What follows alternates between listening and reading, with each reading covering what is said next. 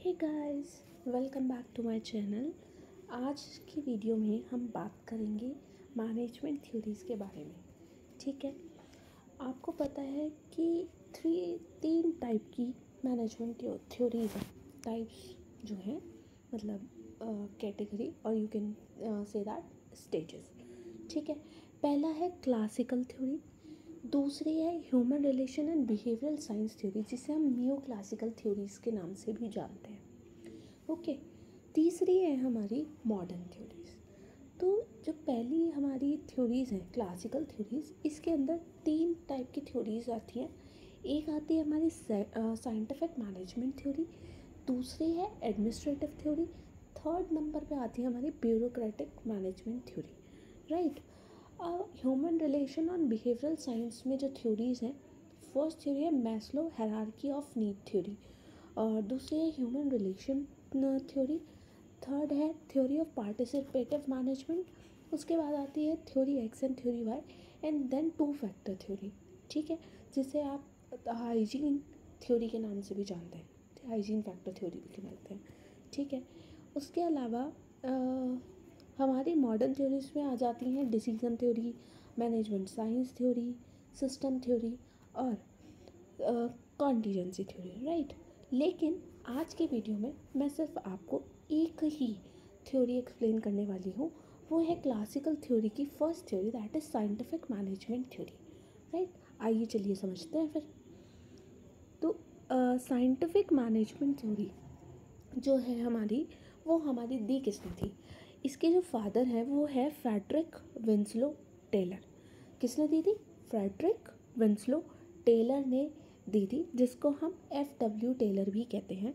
ये हमारे scientific management के फादर भी कहलाते हैं। राइट। और ये थ्योरी आई थी हमारी 1856 से लेकर मार्च 1915 तक चली। राइट। तो जो हमारे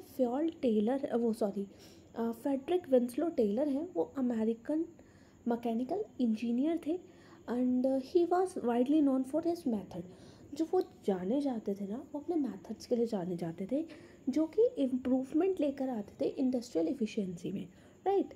और इन्हें हम मैनेजमेंट का फर्स्ट कंसल्टेंट भी मानते हैं।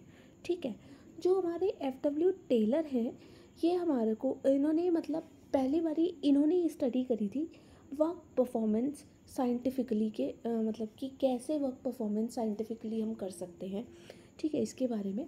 और इन 1909 में टेलर ने पब्लिश करी थी एक बुक जिसका नाम था the principle of scientific management. ठीक है, और साइंटिफिक मैनेजमेंट को समटाइम्स हम टेलरिज्म भी कहते हैं। राइट। टेलरिज्म क्यों कहते हैं? क्योंकि इनका जो पूरा नाम था वो था Frederick Winslow Taylor, that's why we call it Taylorism. Right. अब साइंटिफिक मैनेजमेंट जो थ्योरी है मैनेजमेंट की, वो एनालाइज करती है और सिंथेसाइज करती है क्या? वर्क फ्लो, जो ऑर्गेनाइजेशन में एक वर्क हो रहा है। इसका जो मेन ऑब्जेक्टिव है वो क्या है? वो ये है कि हमें इम्प्रूव करना है इकोनॉमिक एफिशिएंसी को, स्पेशली किसके लिए? लेबर की प्रोडक्टिविटी में। ठीक है, उसको हमने क्या करना है? इम्प्रूव करना है। तो मतलब इन्होंने कुछ रीज़न्स दिए थे कि कैसे हम मैनेजमेंट को बेस्ट बना सकते हैं। ठीक है, कैसे हम अच्छे से काम कर सकते हैं। तो इन्होंने कहा कि जितने भी वर्कर्स हैं उन्हें हम क्या देंगे? हाईएस्ट ग्रेड ऑफ वर्क देंगे, कि जिसके वो काबिल होंगे, मतलब अकॉर्डिंग टू देयर स्किल्स हम लोग उन्हें क्या देंगे? उसके अकॉर्डिंग उसको काम देंगे। राइट। दूसरा कहते हैं कि हर एक वर्कर की डिमांड को मतलब हम पहली प्रायोरिटी पे रखें, मतलब the work that the first grade worker can do और थ्राइव। राइट।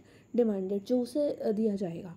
ठीक है, हर वर्कर वर्क करेगा अपनी पेज के हिसाब से। फर्स्ट ग्रेड वर्कर जो जिसको हम कह रहे हैं, they should be paid 30% to 100%, उसे पेमेंट मिला करेगी beyond the average of their class, मतलब उसकी एवरेज क्लास से ऊपर ही उसको क्या मिलेगी?